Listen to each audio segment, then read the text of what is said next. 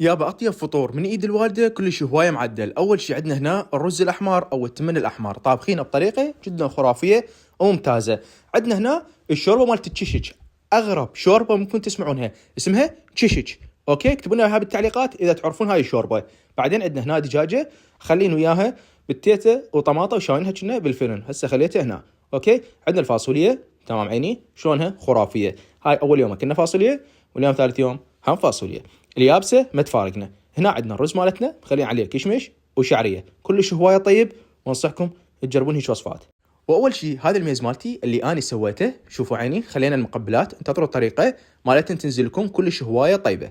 وهاي عيني السفره مالتنا، وسهمكم الف عافيه. اريدكم تضيفوني على الانستغرام، وكل الفيديوهات اللي دا انزل لكم اياها شوفوها. نزلت لكم فيديو سابق مالت مقبلات تقدروا تشوفونه، وهسه الفيديو الثاني هم راح ينزل لكم ان شاء الله وتقدرون تشوفونه.